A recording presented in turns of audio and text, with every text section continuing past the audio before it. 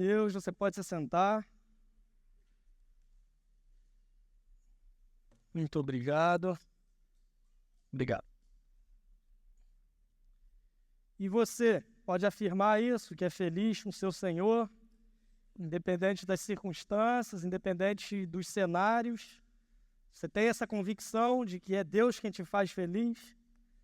Há razões para isso, certo? Bom, para mim especialmente, hoje eu faço 3 meses morando aqui em Orlando, 3 meses especialmente trabalhando aqui na igreja. Eu sei que as regras trabalhistas aqui são diferentes, mas com a minha cabeça acostumada com o Brasil, hoje está vencendo o meu período de experiência aqui. Então eu fico muito feliz. Mais feliz ainda porque eu sei que eu não serei demitido hoje porque o meu chefe está em Moçambique. Então ele chega durante a semana. Aliás, semana que vem, no Sunday Night Service, a gente vai ter um momento especial aqui. Não perca.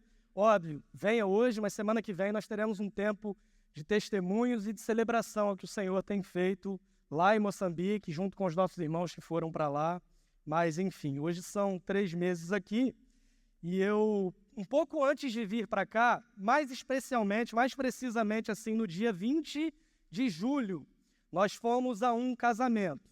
Eu, minha esposa, minha filha, era um casal muito querido, parte da igreja onde nós éramos e também parte da família.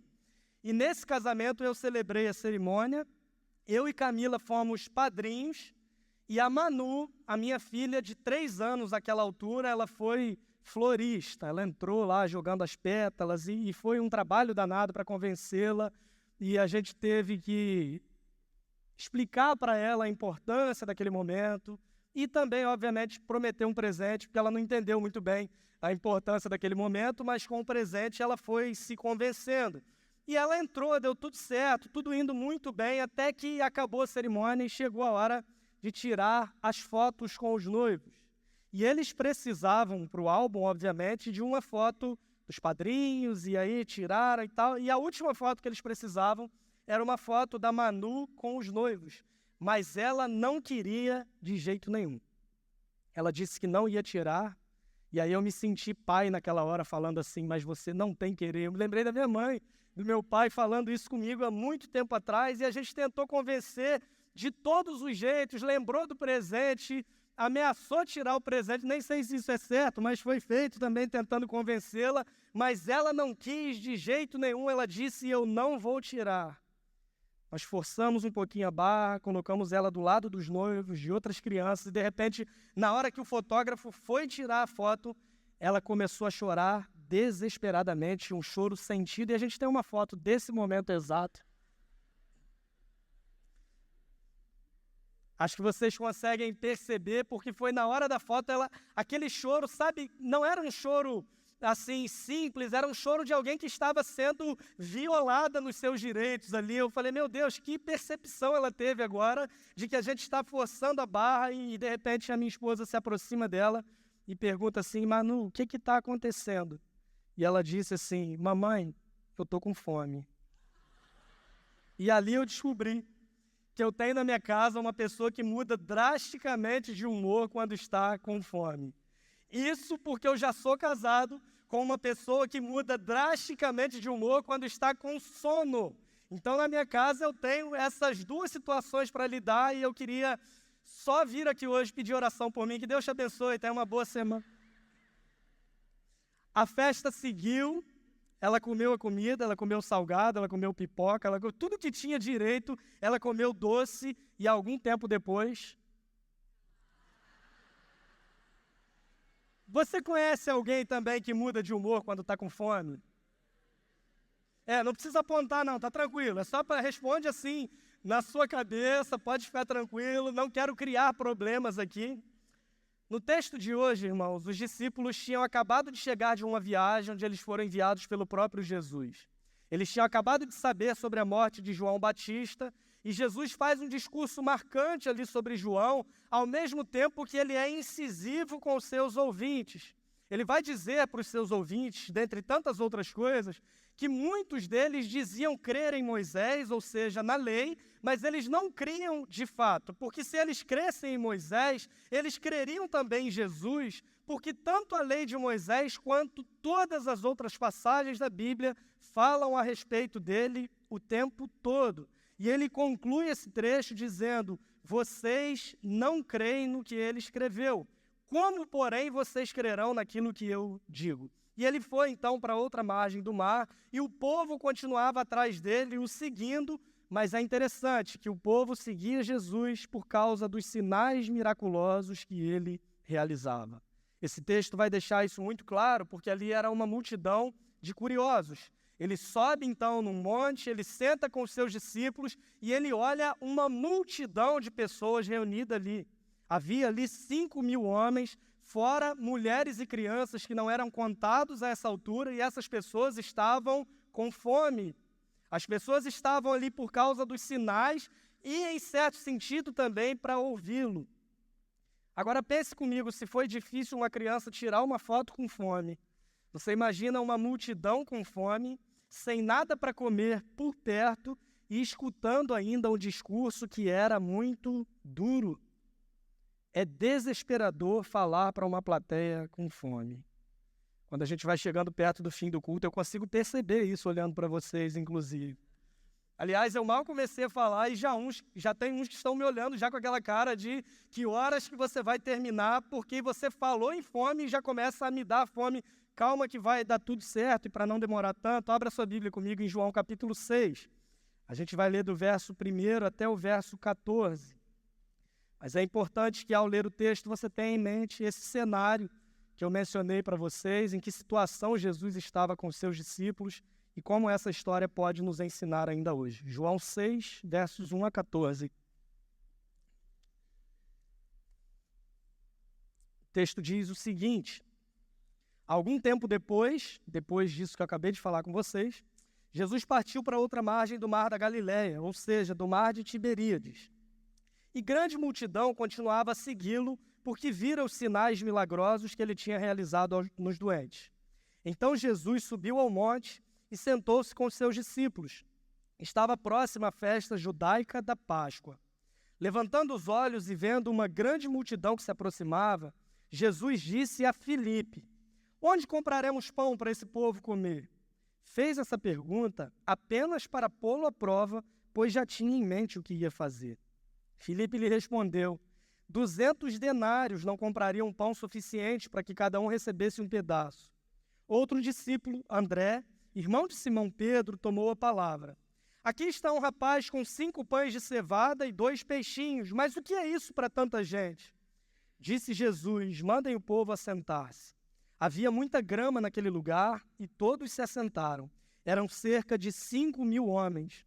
Então Jesus tomou os pães, deu graças e os repartiu entre os que estavam assentados, tanto quanto queriam, e fez o mesmo com os peixes.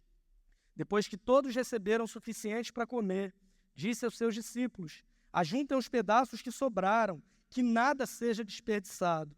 Então eles os ajuntaram e encheram 12 cestos com os pedaços dos 5 pães de cevada deixados por aqueles que tinham comido. Depois de ver o sinal milagroso que Jesus tinha realizado, o povo começou a dizer: sem dúvida, este é o profeta que devia vir ao mundo. Vamos orar? Senhor, obrigado pela tua palavra. Fale conosco por meio do teu Espírito Santo, é a oração que nós fazemos no nome de Jesus.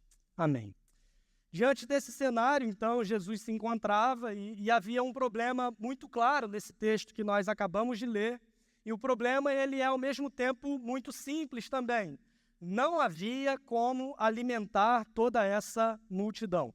Jesus está reunido com os seus discípulos, as pessoas sentadas ali, o tempo foi passando, eles foram ficando com fome e não havia recursos suficientes para alimentar essa multidão, até que Jesus vira para um dos seus discípulos, um homem chamado Filipe, e ele faz uma pergunta dizendo para Filipe o seguinte: onde nós compraremos pão para todas essas pessoas?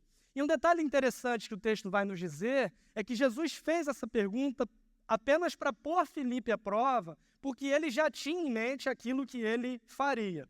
Jesus, ele nunca faz perguntas simplesmente por perguntar. Essa pergunta, ela era uma espécie de teste para saber se a fé de Filipe estava fundamentada em Deus como provedor ou se ele era apenas mais um dentro daquela multidão que estava contente em ver os milagres que Jesus vinha realizando, mas não era capaz de confiar nele para que fosse o provedor de tudo aquilo que ele necessitava. É bem interessante que essa pergunta é direcionada a Filipe, porque a cidade mais próxima, e a gente vai ver isso nos relatos dos outros evangelhos, a cidade mais próxima do local onde eles estavam era a cidade de Betsaida. E Betsaida era a cidade natal de Filipe. Então, ele, melhor do que qualquer outro discípulo, saberia muito bem onde havia padarias, contextualizando, quanto custava o pão, qual o horário das fornadas, porque ele era amigo do padeiro, e tantas outras informações que talvez fossem interessantes, no sentido de pensar em como providenciar pão para toda essa multidão. E a resposta de Filipe, irmãos, nos mostra um homem bom de cálculo, mas péssimo de fé. Ele afirma 200 denários, e o denário era o salário de um dia de um trabalhador. Então ele está falando que 200 diárias de trabalho, ainda assim, não comprariam pão suficiente para que cada um recebesse um pedaço. Jesus está com a multidão reunida, ele havia acabado de realizar milagres, os discípulos estão andando com ele por todas as partes e vendo os sinais que ele estava realizando, e a resposta de Filipe está muito mais centrada nos recursos que são insuficientes do que na capacidade de Jesus de prover aquilo que eles estavam necessitando. Basicamente, o que Filipe estava dizendo era: Senhor, eu sei o que o Senhor fez lá em Caná da Galileia, transformando a água em vinho. Eu sei que o Senhor foi capaz de fazer um paralítico andar. Eu sei que o Senhor curou cegos, surdos, libertou as pessoas dos espíritos imundos. Eu sei que o Senhor curou até mesmo o filho de um oficial sem nem chegar perto dele. Mas agora nós estamos em uma situação completamente diferente, Senhor. Há aqui 5.000 homens famintos, fora mulheres e crianças, e nós não temos recursos necessários para alimentá-los. Eu sei de tudo que o Senhor fez, mas agora não dá mesmo. Filipe estava sendo, em certo sentido, irmãos, realista, a gente poderia dizer assim, porque ele viu os recursos que possuía, ele viu ali o número de pessoas e ele disse simplesmente: não dá. 5.000 homens, fora mulheres e crianças. Comentaristas bíblicos estimam que aqui havia entre 15 e 20 mil pessoas. É o dobro da torcida do Botafogo, mas estava ali essa quantidade de pessoas ali reunida. E Filipe faz uma conta meio que rápida, assim, 5.000 homens. Mulheres e crianças não são contados, então a gente precisa de 5.000 pães. Não, calma aí, eles não são contados, mas eles comem também.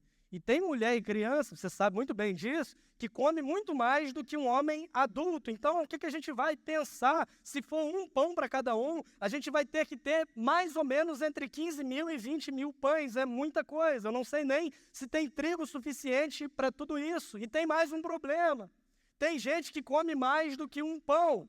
E isso é muito provável que acontecesse aqui, porque um menino só, ele tinha 5 pães e 2 peixes só para ele. Então, a gente chega a 2 conclusões possíveis. A primeira é que o pão era pequeno, e a segunda é que pode ser que o pão fosse grande e esse moleque comesse igual um desesperado também. E Filipe está fazendo essa conta, tentando entender todo o cenário e pensando: bom, será que tem alguém aqui que não come glúten? Eu acho que não, porque isso não era tão comum assim naquela época. E Filipe vai pensando, ficando louco, até que ele chega a uma conclusão. Independente da quantidade de pães, independente do glúten, independente do tamanho do pão, uma coisa fica muito clara para mim: os recursos eles não são suficientes. E ele diz para Jesus: nem 200 denários seriam suficientes para comprar pão para toda essa gente. A fé de um homem que andava com Jesus, a fé de um homem que tinha presenciado milagres ali ao vivo e diante dele, não era suficiente para enxergar recurso onde não havia. É triste, né? Agora para de condenar Filipe e olha para você mesmo. Será que na sua vida você ainda tem motivos para duvidar se Deus é capaz de prover tudo aquilo que você precisa? Será que ao olhar para trás você não é capaz de perceber que Deus tem cuidado de você em todo e qualquer detalhe da tua vida, da tua existência, e ainda assim, diante de problemas, nós nos vemos exatamente como esse homem sem fé? Dessa vez eu acho que não dá. O que te leva a pensar que o Deus que tem cuidado da sua vida até hoje vai mudar de agora para frente? Ele não muda. Esse homem andava com Jesus, mas não era capaz de olhar além das circunstâncias, e por vezes nós reagimos exatamente assim.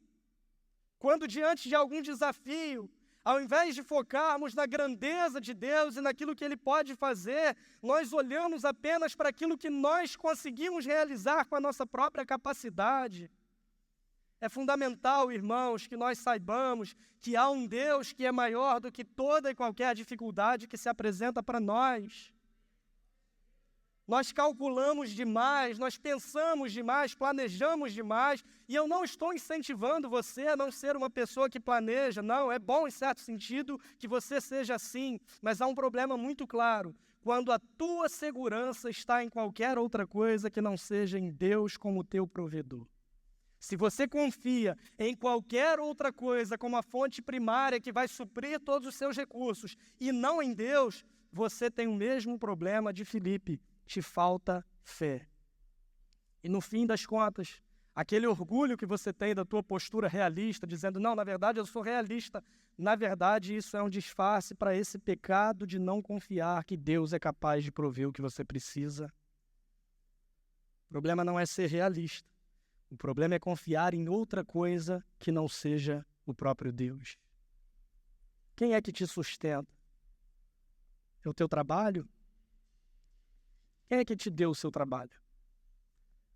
Quem é que te sustenta? É a tua organização financeira? São os teus investimentos?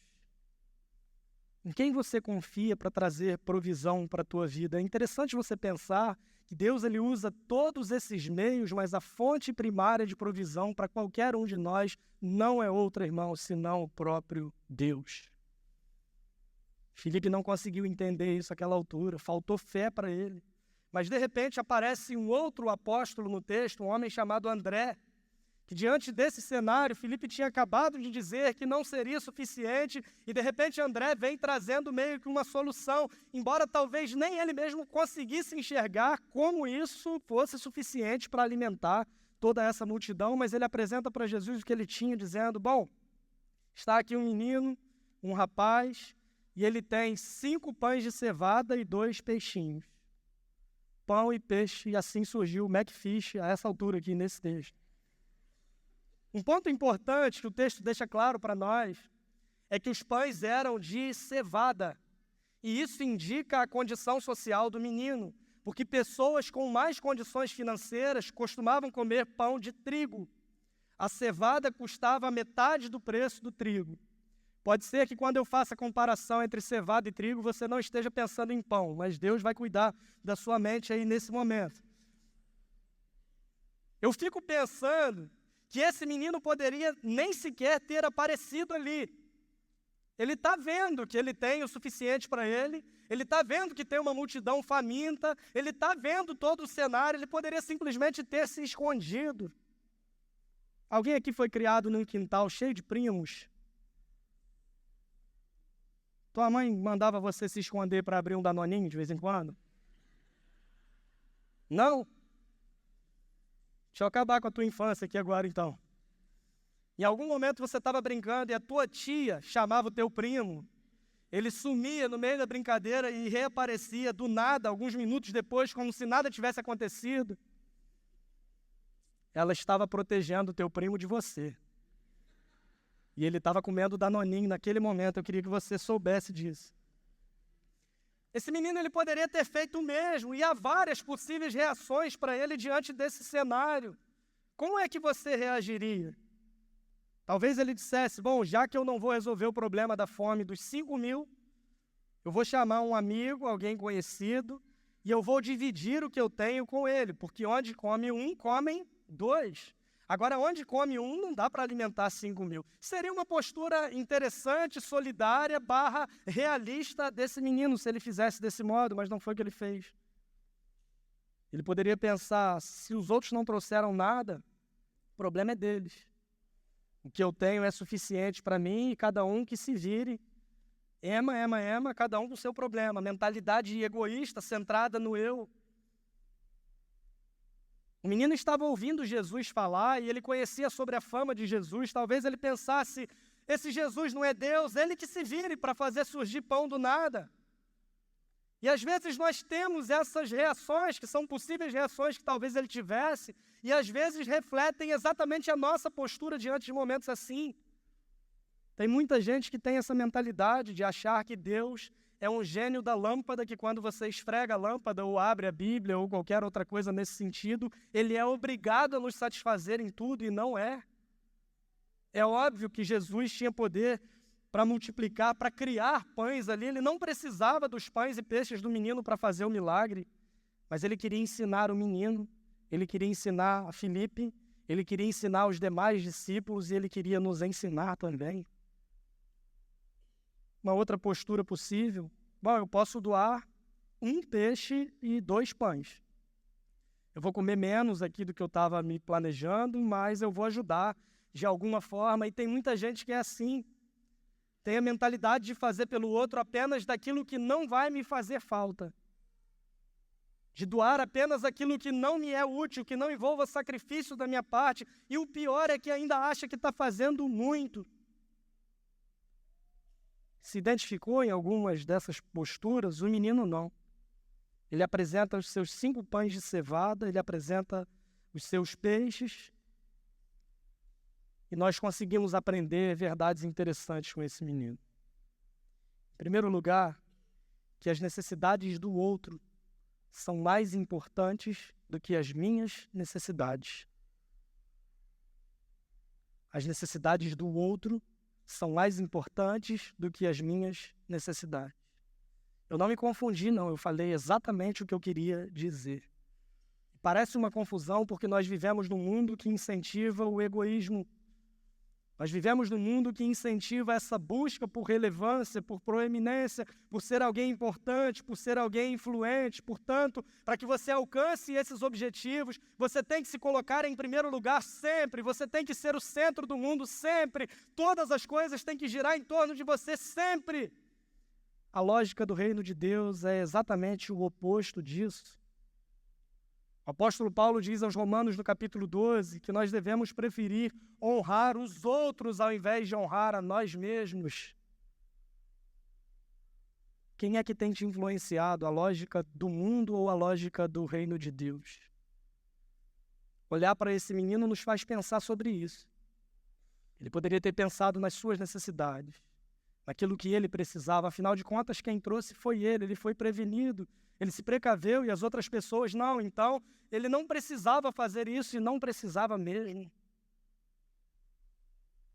Mas se nós entendemos a vida a partir do Evangelho, irmãos, nós somos confrontados com a mensagem de alguém que, mesmo sendo Deus, não julgou que isso era algo a que devia apegar-se, mas humilhou-se a si mesmo, esvaziou-se a si mesmo, vindo a ser servo, e foi reconhecido em figura humana, foi contado como um de nós, e foi obediente até a morte e morte de cruz. Por isso, Deus o exaltou sobremaneira, deu a ele o nome que está acima de todo nome, para que ao nome de Jesus se dobre todo o joelho no céu, na terra e debaixo da terra, e toda língua confesse que Jesus Cristo é o Senhor, para a glória de Deus Pai.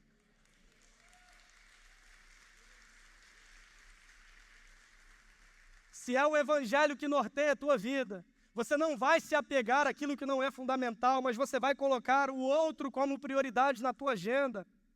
Você vai priorizar as necessidades do outro, e a postura simples desse menino tem muito a nos ensinar sobre isso.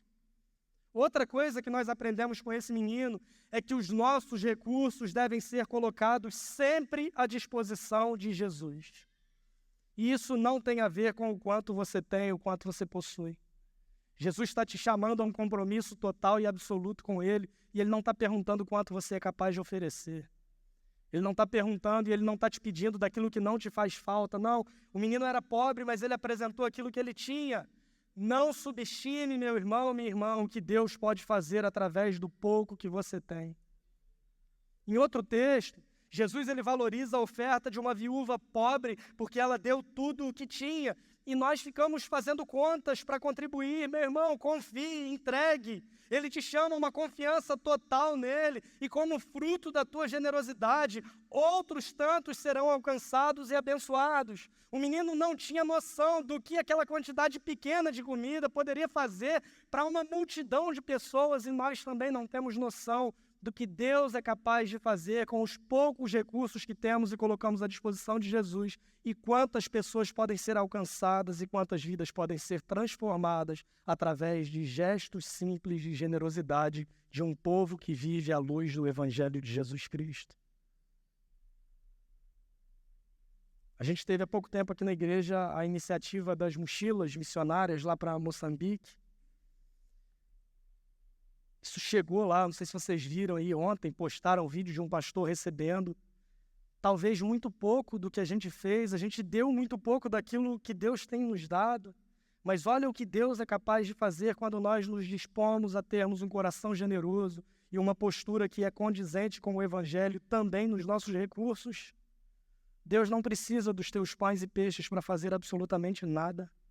Mas do mesmo jeito que ele queria ensinar o menino Filipe, também a nós, ainda hoje, ele quer nos ensinar como igreja sobre a necessidade do compromisso e da generosidade, dando a ele os nossos dons, o nosso tempo e os nossos recursos.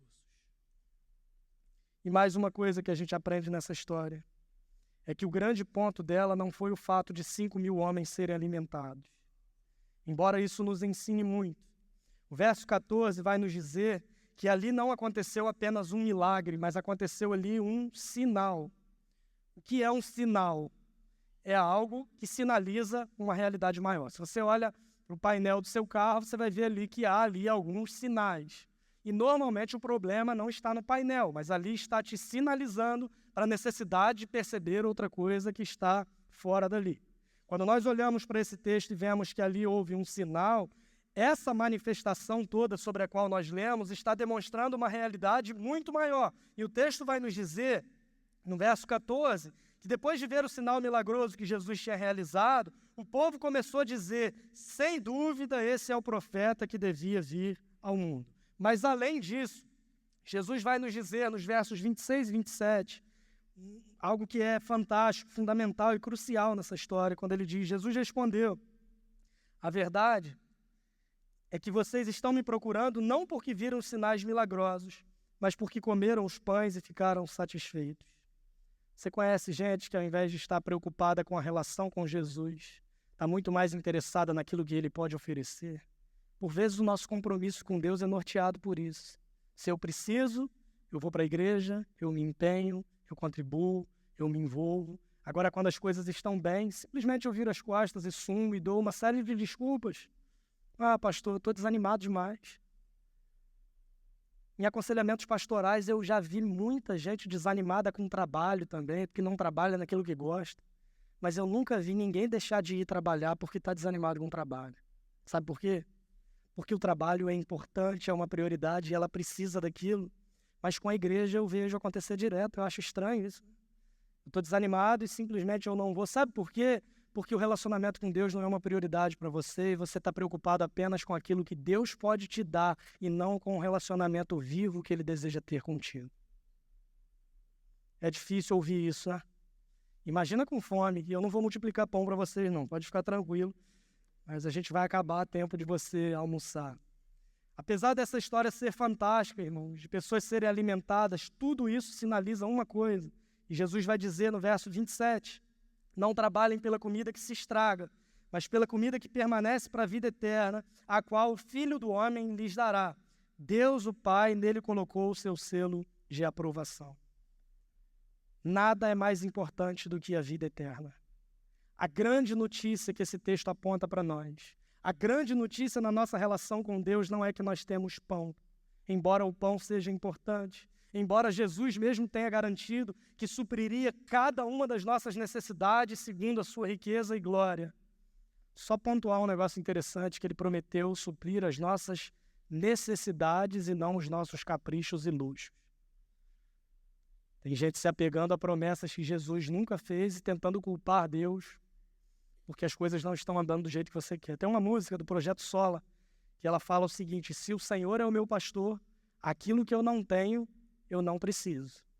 Ele prometeu suprir aquilo que nós precisamos, as nossas necessidades. Mas, além disso, a grande notícia é que nós temos Jesus e Ele nos é suficiente, ainda que falte todo o resto.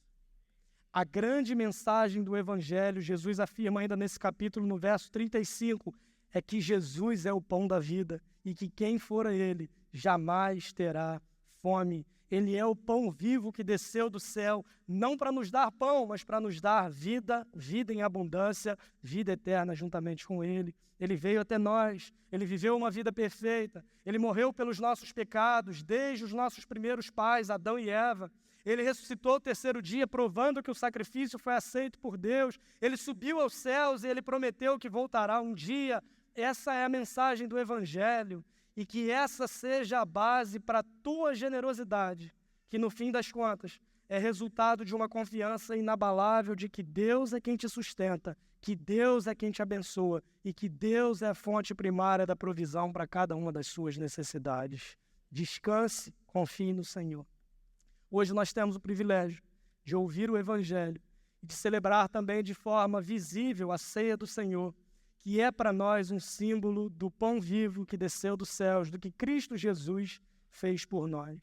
Hoje, ao participarmos da ceia do Senhor, nós somos convidados a nos lembrar do maior milagre que Jesus realizou, que é o milagre de nos reconciliar com Deus. Naquela mesa da última ceia, Jesus pegou o pão e disse: "Esse é o meu corpo dado por vós." O pão multiplicado, no sinal que nós estudamos hoje, aponta para esse pão que é muito maior, que é o verdadeiro pão que sustenta a nossa alma, Cristo Jesus, aquele que se entregou para nos dar a vida. Que ao tomarmos o pão e o cálice, nos lembremos dessa entrega, renovemos a nossa confiança nele e celebremos a sua presença entre nós com gratidão e reverência. O apóstolo Paulo, escrevendo aos Coríntios, sua primeira carta, no capítulo 11, a partir do verso 23, ele vai dizer: "Pois recebi do Senhor o que também lhes entreguei, que o Senhor Jesus, na noite em que foi traído, tomou o pão e, tendo dado graças, partiu e disse: Isto é o meu corpo, que é dado em favor de vocês. Façam isto em memória de mim. Da mesma forma, depois da ceia, ele tomou o cálice e disse: Esse cálice é a nova aliança no meu sangue. Façam isso sempre que o beberem em memória de mim, porque sempre que comerem desse pão e beberem desse cálice, vocês anunciam a morte do Senhor até que ele venha. Portanto, todo aquele que comer o pão ou beber o cálice do Senhor indignamente será culpado de pecar contra o corpo e o sangue de Jesus, e o sangue do Senhor. Examine-se cada um a si mesmo, e então coma do pão e beba do cálice, pois quem come e bebe sem discernir o corpo do Senhor, come e bebe para a sua própria condenação." Esse momento para nós é um símbolo. Nós cremos que, ao fazermos isso, estamos obedecendo a uma ordenança daquele que é o Senhor da igreja de fato. E nos disse para fazermos até que ele venha. Quando nós celebramos a ceia, nós olhamos para trás em memória ao que Cristo fez por nós. Mas quando nós celebramos a ceia, nós olhamos para frente também, porque é mais uma prova de que Jesus Cristo vai voltar e devemos fazer isso até aquele grande dia, onde nos assentaremos com Ele nas bodas do Cordeiro para beber vinho e comer pão no reino de Deus. Para quem esse momento existe, quem celebra esse momento é a Igreja do Senhor reunida. Se você tem um compromisso com Cristo, uma vida de compromisso com Ele, se você demonstrou esse compromisso publicamente por meio do batismo, você é convidado a participar conosco desse momento tão importante e tão crucial. O fato de ser um símbolo não tira o peso e a importância desse momento, porque é um símbolo, mas ao mesmo tempo nós estamos cumprindo a ordem daquele que se entregou pela igreja, que amou a igreja até as últimas consequências e que é o Senhor de tudo que nós somos e de tudo que nós fazemos. Com alegria e gratidão nesse momento,